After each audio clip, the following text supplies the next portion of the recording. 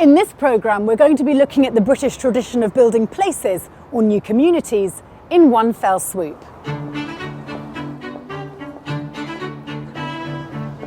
I've come to visit the architectural gallery at London's Victoria and Albert Museum to discover more about this phenomenon. There have been many and varied reasons why this community building has taken place over the centuries.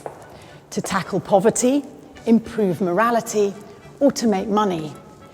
But whatever the drivers, the result has been to produce a rich history of what might be called placemaking in Britain.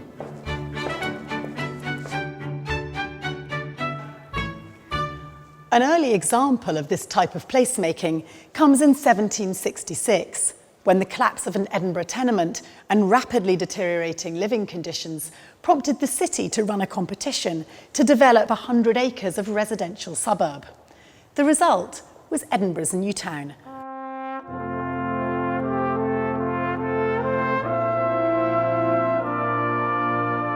Nearly 100 years later, in 1848, the mayor of Bradford, Untitled Chapter, commissioned architects Lockwood and Mawson to design a mill and village outside the city.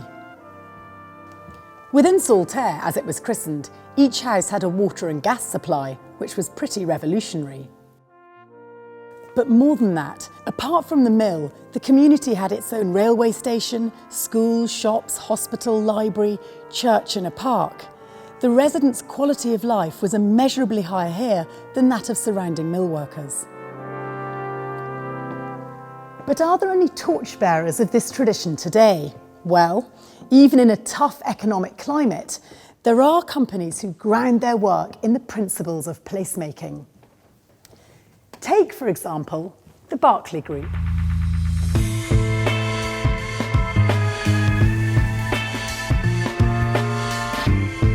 This is the kind of development for which the Berkeley Group are renowned. Grosvenor Waterside here in Chelsea. Top end, in prime locations throughout London and the south of England.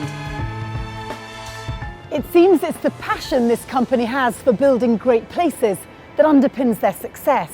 And it's their breadth of vision and determination to do more than simply build houses that interests me.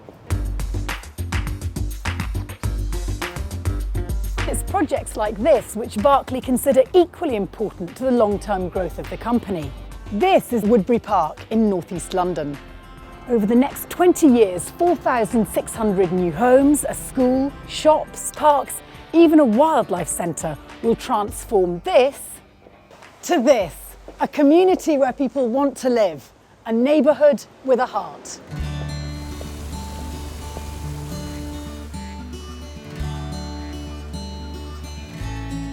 Working hand in glove with the council and existing residents, Berkeley are trying to create a place to live that's socially sustainable.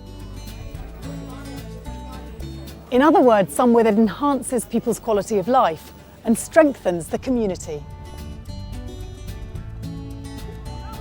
Recent research shows that residents living in Berkeley developments feel safer and more neighbourly than people living in comparable places elsewhere in England.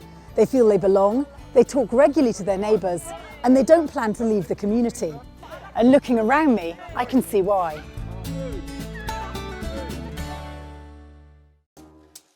Thanks.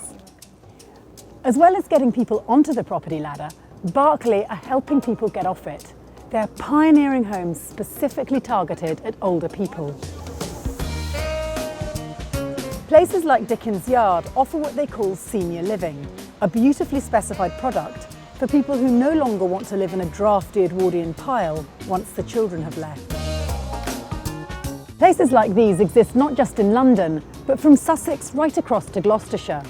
They challenge many popular notions about new housing. Looking back through history, I think people like Titus Salt would be proud that the traditions of community building in this country are alive and well, and we're still creating places that people really enjoy living in.